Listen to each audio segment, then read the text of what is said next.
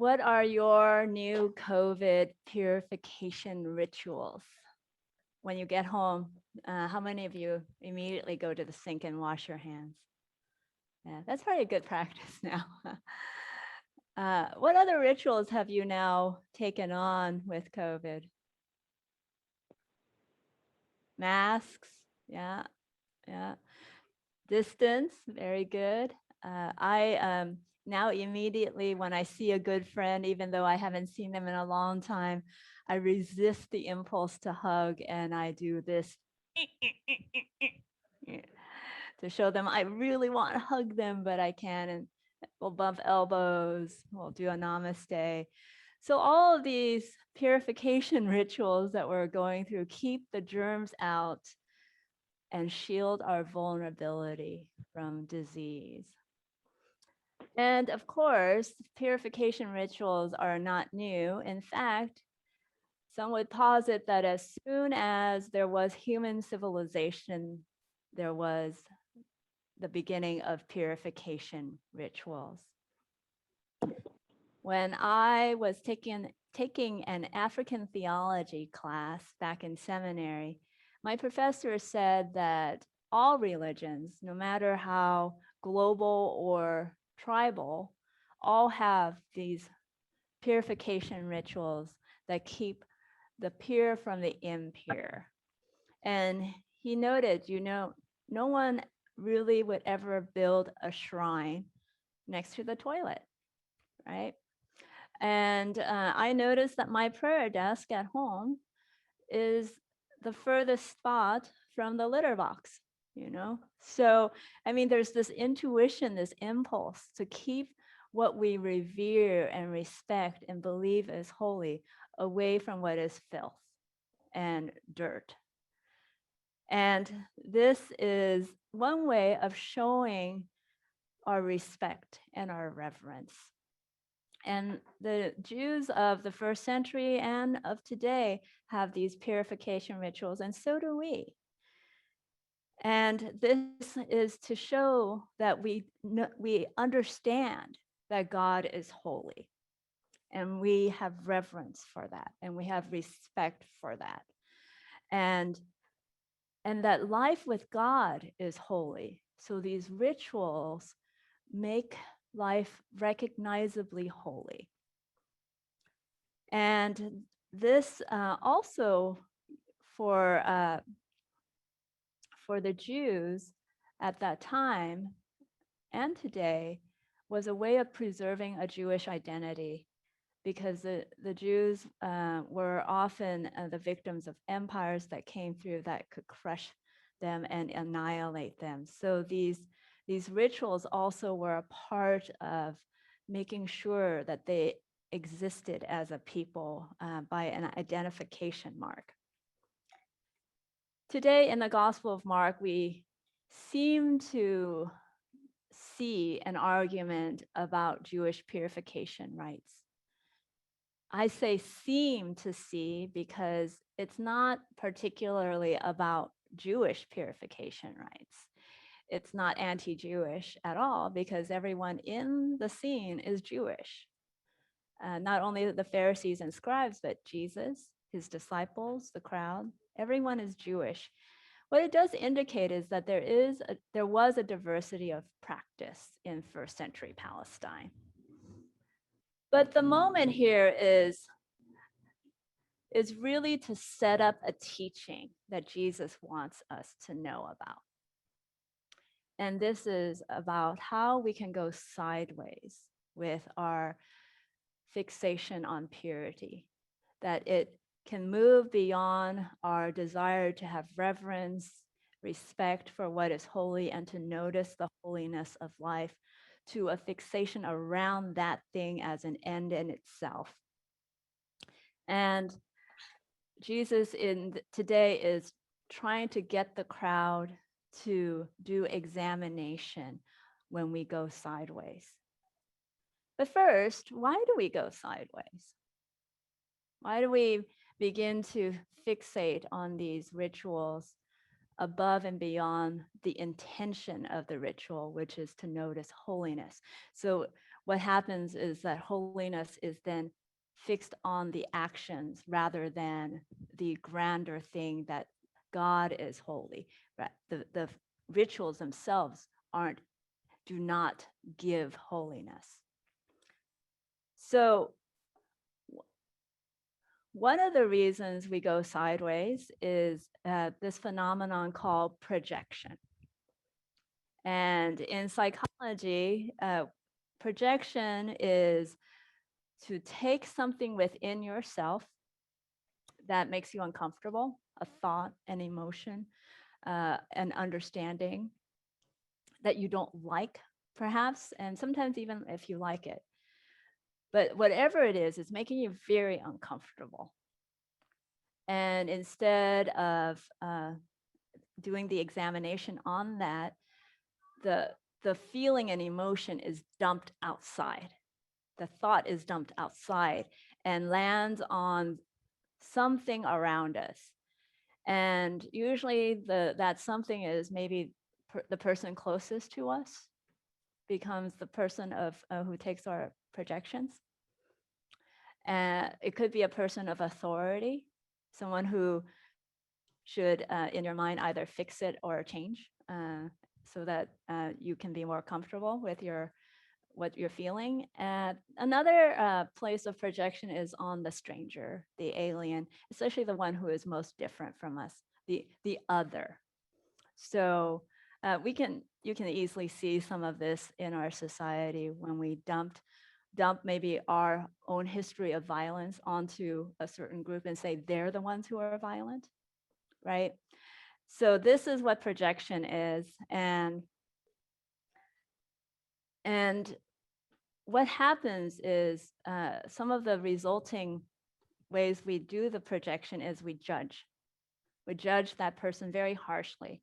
And it's very likely that thing is something in ourselves, right? And if we feel shame about something, it makes us feel out of control. And so we can really dislike people who are out of control, people who are vulnerable. So those are ways of projecting. Unless you think I'm just, saying all this pop psychology stuff or that psychology has no room in religion, let us remember that Sigmund Freud, who was one of the biggest architects of projection, was Jewish. And he was Jewish, and he was Jewish in this significant way that his training in rabbinical Judaism really informed his construct of the unconscious and of projections. So you might know that Freud's wife was the daughter of a rabbi, and that Freud's father was a scholar of the Torah. So he was steeped in this rabbinical mode of examination of the world of one's heart. And all that to say is that what Freud is doing with his ideas of projection and the unconscious is actually from this older stream of the theology of rabbinical Judaism. So the theology actually precedes the psychology. And I learned this from Walter Brueggemann, who is the very well-respected Old Testament scholar. And I went to a lecture where he traced Freud's conclusions back to rabbinical Judaism or his upbringing.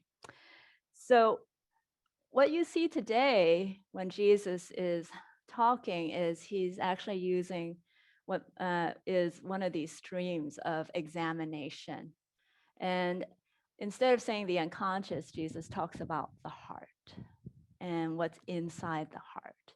So that means like what we see is not all that there is, right? Jesus, you didn't sanitize. That's not all that there is going on in there. There's something inside the person who's saying that, their heart and their intentions. And he isn't about casting out the purification rituals, but he wants the people who are listening to stay in that moment of discomfort, that tension, so that they can examine what's inside, so that they can be led to transformation. So the examination of those intentions in our heart can be very uncomfortable. And some of us will react with denial. No, I don't do that. No, it's just you. Uh, or anger, or violence, or shame. It's there's a huge bag of things that we can feel when the light turns on in our intentions. And Jesus is trying to get people to stay there for transformation, to transform oneself. Not even, I think the best way to understand purity in the way that Jesus talks about it is not cleanliness so much as wholeness. To be a pure heart is to have a whole heart, a heart that is not about just cleaning something off or dumping something out, but a heart that strives to be the whole person that can hold these things within the self, those uncomfortable feelings, and letting those feelings direct us to transformation. Because what happens when we project out is that actually we're throwing part of ourselves out. Part of we're rejecting some of ourself, right? And so in order to be wholehearted, we actually own that piece and then let that piece change us, transform us.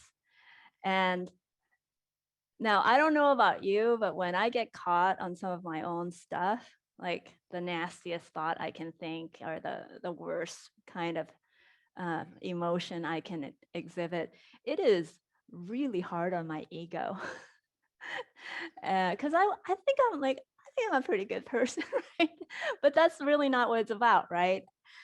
So what happens when I do that is, or when it happens and I'm really uncomfortable, one of the things I try to do if I can stop the rebellion or before I rebel is just count to 10. Like I notice I'm feeling something and if I count to 10, that most extreme bad feeling or thought, if I can count to 10, then I can take some breath and trace it all the way back to what might have been going on inside of me. And that can take a lot of work. I have to go sometimes to my therapist, to my spiritual director, sit for silence for months on end until it kind of unfolds like a flower. And we each have the thing that undoes us a bit when these things happen. And it's good to actually become acquainted with what it is so that that thing becomes an instrument for our transformation. One of the hardest things that I deal with is shame. And when I feel that, boy, do I feel like I can't breathe. And so why, so when I do my examination, I go, well, why is this so crippling for me? And it usually goes back to something about feeling like I'm not going to be loved unless I perform excellently. And that's really like my so-called cross to bear. So what happens then if I allow for that to be transformed is to trust that actually I don't have to perform excellently at all times in order to be loved. That actually the baseline, the through line of Christianity is you are loved, period. And then the rest is to become wholehearted. The rest is to become whole relational so that the compassion that I can exercise on myself for wholeheartedness really begins to be compassion for others.